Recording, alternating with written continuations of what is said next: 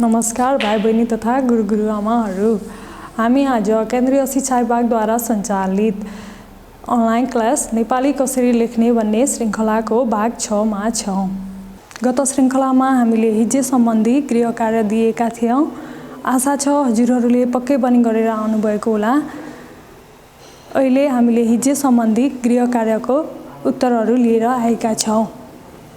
यहाँ शब्द दिएको छ अञ्जली। अञ्जलीमा अलाई शिरबिन्दुले लेखिएको छ, यो गलत हुन्छ। वास्तवमा अञ्जलीलाई आदि ञले लेख्नुपर्छ, तब मात्र यो सही हुन्छ। अञ्जलीको अर्थ अन्जुली, लखौथिया अथवा फेवर। यहाँ शब्द दिएको छ अटुट। अटुटलाई टमा ह्रस्व उकारले लेखिएको छ, यो गलत हुन्छ। वास्तवमा अटुटमा टलाई दीर्घ उकारले लेख्नुपर्छ, तब मात्र यो सही हुन्छ।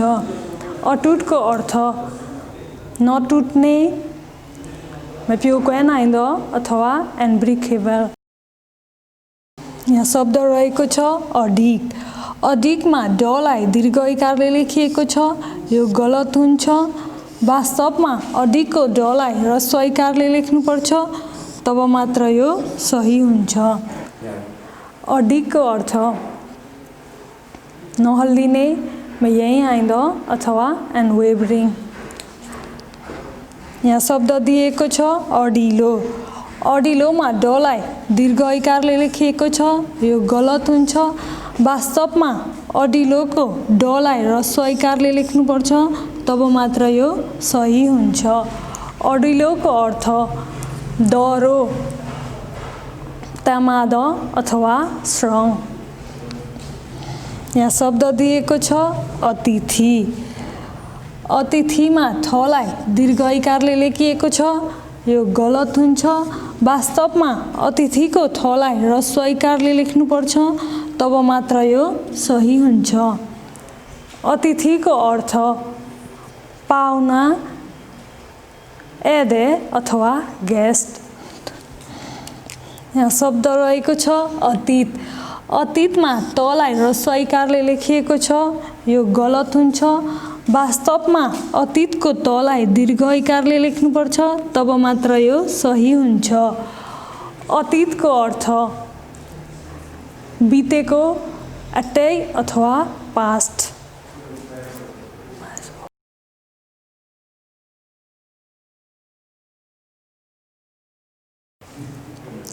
यहाँ शब्द रहेको छ अतीन्द्रिय। अतीन्द्रियमा तलाई ह्रस्व इकारले लेखिएको छ, यो गलत हुन्छ। वास्तवमा अतीन्द्रियको तलाई दीर्घ इकारले लेख्नुपर्छ, तब मात्र यो सही हुन्छ। अतीन्द्रियको अर्थ इन्द्रियको पहुँचभन्दा बाहिरको, म्याम्यानाइन्द अथवा इम्पर्सेप्टिबल। यहाँ शब्द रहेको छ अतुल। अतुलमा तलाई दीर्घ उकारले लेखिएको छ, यो गलत हुन्छ। वास्तवमा अतुलको तलाई ह्रस्व उकारले लेख्नुपर्छ, तब मात्र यो सही हुन्छ। अतुलको अर्थ अन्दाज गर्न नसकिने, म्याम्यानाइन्द अथवा इम्प्रेडिक्टेबल।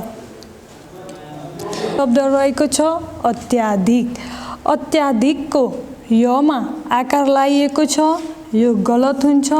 वास्तवमा अत्याधिकको यलाई आकार लाउनु हुँदैन, तब मात्र यो सही हुन्छ। अत्याधिकको अर्थ एकदमै धेरै, अल्लम्याज अथवा टु मच। यहाँ शब्द रहेको छ अत्युक्ति। अत्युक्तिको तिलाई दीर्घ इकारले लेखिएको छ, यो गलत हुन्छ। वास्तवमा अत्युक्तिको तिलाई ह्रस्व इकारले लेख्नुपर्छ, तब मात्र सही हुन्छ।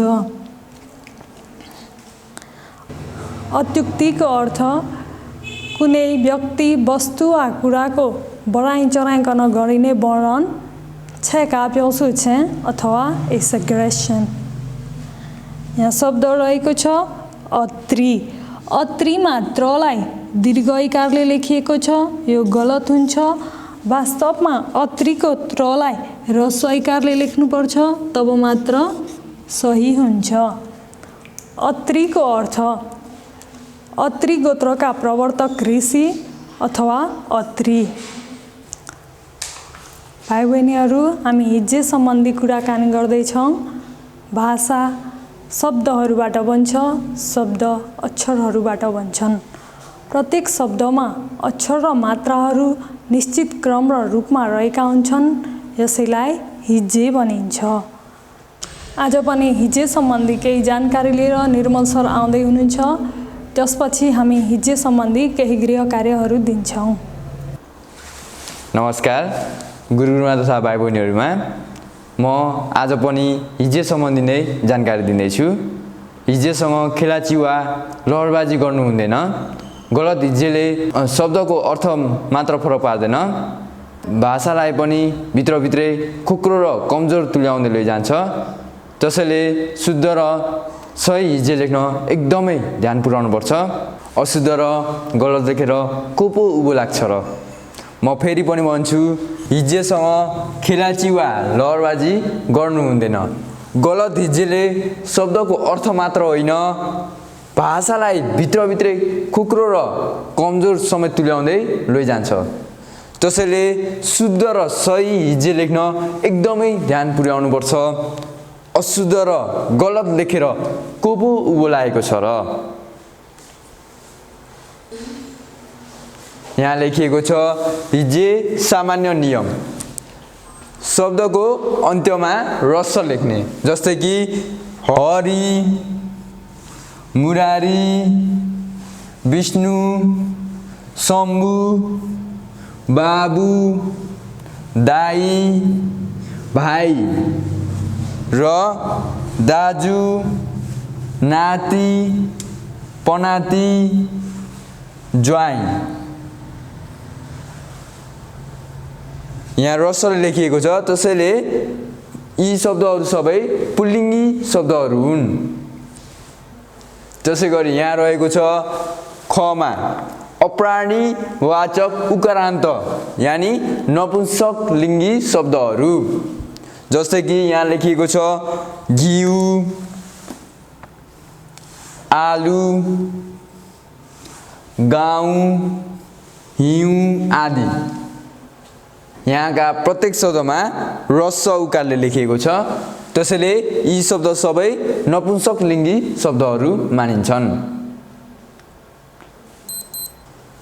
त्यसै गरी यहाँ लेखिएको छ नम्बर गमा नु, आउ, आई र कृत प्रत्यय र आई, याई तद्धित प्रत्यय लागि बनेका शब्दहरू, जस्तै कि बस्नु, खेल्नु, हिँड्नु, जनाउ, पढाइ, लेखाइ, गोलाइ, दृष्टाइ आदि। यहाँका प्रत्येक शब्दमा नु, आउ, आई र याई प्रत्यय लागेर बनेका छन्। त्यसैले यी सबै शब्दहरू तद्धित प्रत्यय लागि बनेका शब्दहरू मानिन्छन्। त्यसै गरी यहाँ नम्बर घमा लेखिएको छ दुवै लिङ्गमा हुने उकारान्त विशेषण, जस्तै कि दुधालु, घरेलु, मायालु, सिकारु। यहाँ लेखिएका शब्दहरू सबै दुवै लिङ्गमा हुने उकारान्त विशेषण शब्दहरू हुन्। त्यसै गरी यहाँ नम्बर गमा लेखिएको छ सामान्य अव्ययहरू, जस्तै कि माथि, मुनि, पट्टि, चाहिँ, बाजी, चोटी, खाली, अघि, पछि, बरु, अनि, पनि, भोलि, पर्सि, निम्ति, खेरी, छि आदि शब्दहरू सामान्य अव्यय शब्दहरू हुन्। त्यसै गरी यहाँ रहेको छ शब्दको अन्त्यमा दीर्घ लेख्ने। नम्बर कमा लेखिएको छ स्त्रीलिङ्ग शब्दहरूलाई, जस्तै कि लक्ष्मी, पार्वती, दिदी, बहिनी, छोरी, सासु, स्वास्नी, धोबिनी, पण्डितनी, माइजू, भाउजू, गाई आदि स्त्रीलिङ्गी शब्दहरू अन्त्यमा दीर्घ लेख्ने गरिन्छ। त्यसै गरी यहाँ नम्बर ख मा लेखिएको छ अप्राणीवाचक इकारान्त नपुंसक लिङ्गी शब्दहरू। जस्तै कि यहाँ लेखिएको छ कौसी, धुरी, क्वाटी, खरानी, पानी, बानी र गाली, सिक्री, फर्सी, लप्सी, खुइचडी र हँस्यौली आदि शब्दहरू इकारान्त यानी नपुंसक लिङ्गी शब्दहरू मानिन्छन्।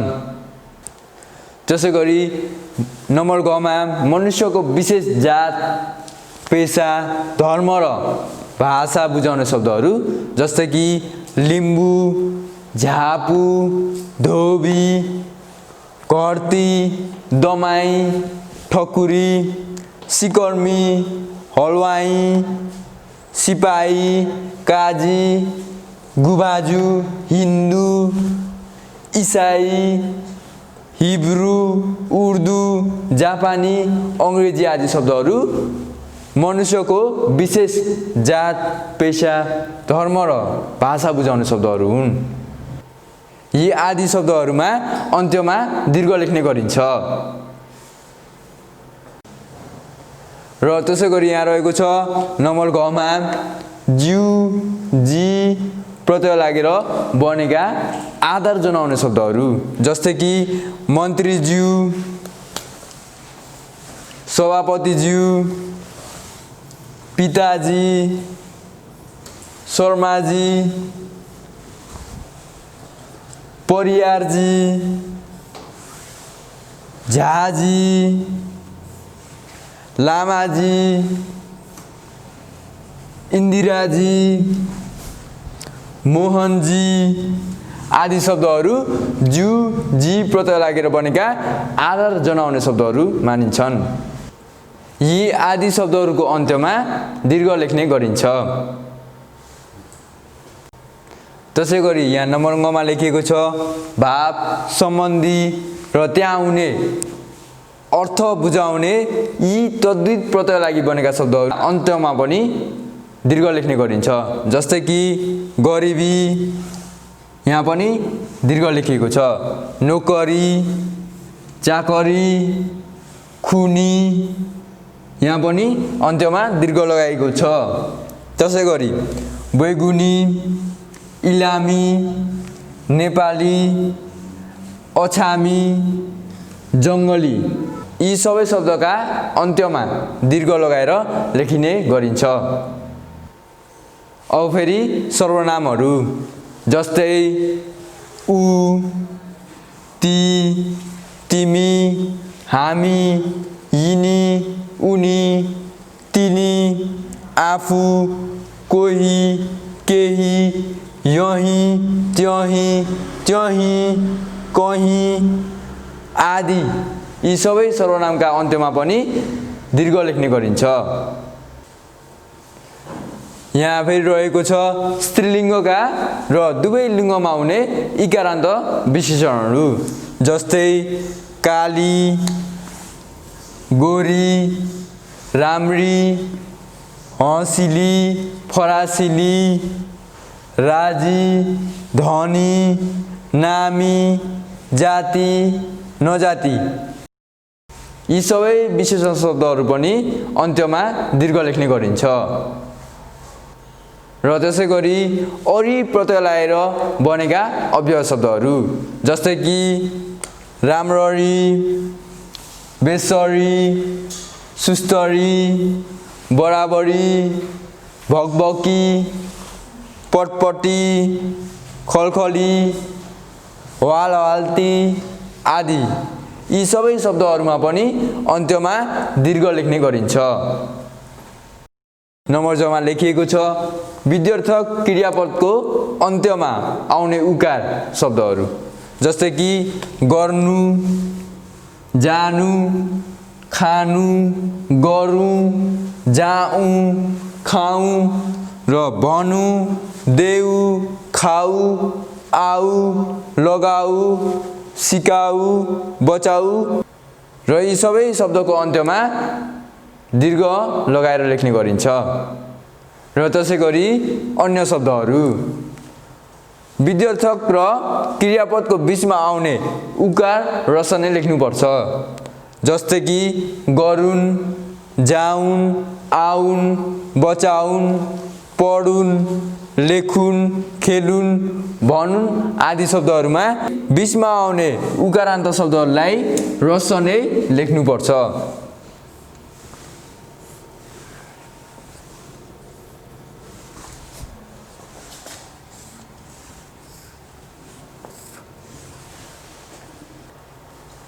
र संख्यावाचक शब्दमा आउने उकार रस नै लेख्नुपर्छ। जस्तै यहाँ लेखिएको छ 19, 29, 39, 79 र 51, 52 आदि संख्यावाचक शब्दमा आउने उकारलाई रसमा नै लेख्नुपर्छ। र त्यसै गरी यहाँ रहेको छ संख्यावाचक शब्दमा व्यञ्जनसँग आउने इकार त्रिबाहेक सबै दीर्घ नै लेख्नुपर्छ।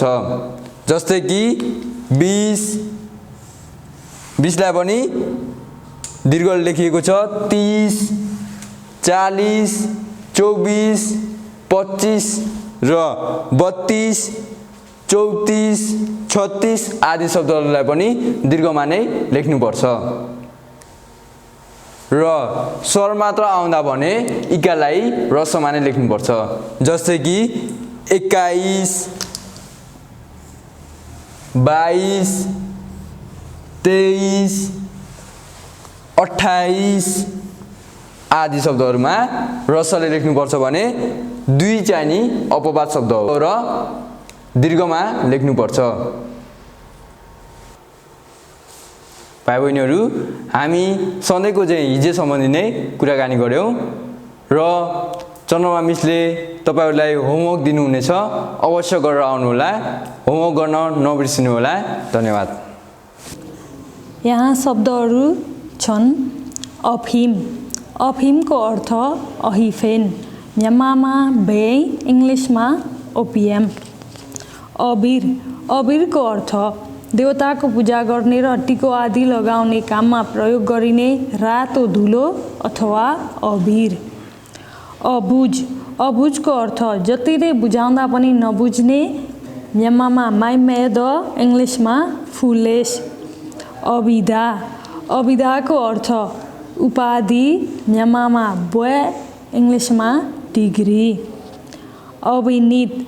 अभिनीतको अर्थ अभिनय गरिएको, म्यानमारमा तेयौ साउँछे, इङ्ग्लिसमा एक्टिङ। अभिनेत्री। अभिनेत्रीको अर्थ अभिनय गर्ने स्त्री, म्यानमारमा मेन्दमी अथवा एक्ट्रेस। अभिभावक। अभिभावकको अर्थ बाबुआमा, म्यानमारमा मिबा, इङ्ग्लिसमा पेरेन्ट। अभिशप्त। अभिशप्तको अर्थ बेसरी शराब पिएको, म्यानमारमा चेङ्सेदी, इङ्ग्लिसमा कास्ट। अभिशाप। अभिशापको अर्थ आरोप, म्यानमारमा चेङ्जा, इङ्ग्लिसमा कास्ट। अभिषेक। अभिषेकको अर्थ नुहाउने काम, म्यानमारमा येछोजे, इङ्ग्लिसमा बेदिङ। अभिसार।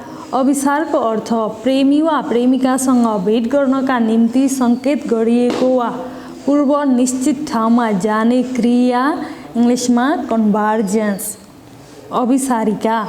अभिसारिकाको अर्थ सङ्केत गरिएको वा पूर्व निश्चित ठाउँमा जाने प्रेमिका, इङ्ग्लिसमा कन्भर्जेन्ट। अभिष्ट। अभिष्टको अर्थ ज्यादै मन परेको, म्यानमारमा एन्ड द बचारे, इङ्ग्लिसमा लाइक इट भेरी मच। अमिन। अमिनको अर्थ अमानत राख्ने, म्यानमारमा वेतोए, इङ्ग्लिसमा टु किप अ डिपोजिट। अमिर। अमिरको अर्थ ज्यादै धनी, नेपालमा छेन्दादो इङ्ग्लिसमा रिच। अमुक अमुकको अर्थ तोकिएको नेपालमा इन्योन्दी इङ्ग्लिसमा प्रिस्क्राइब्ड। अमूर्त अमूर्तको अर्थ रूप नभएको नेपालमा ड्रमेड इङ्ग्लिसमा एब्स्ट्र्याक्ट। अमूल्य अमूल्यको अर्थ मोल गर्न नसकिने नेपालमा ट्याम्बोमा फ्यानाइद इङ्ग्लिसमा प्राइसलेस।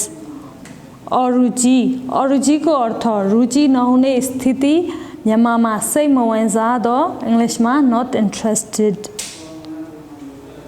अरुणाचल अरुणाचलको अर्थ अरुणाचल प्रदेश अथवा अरुणाचल।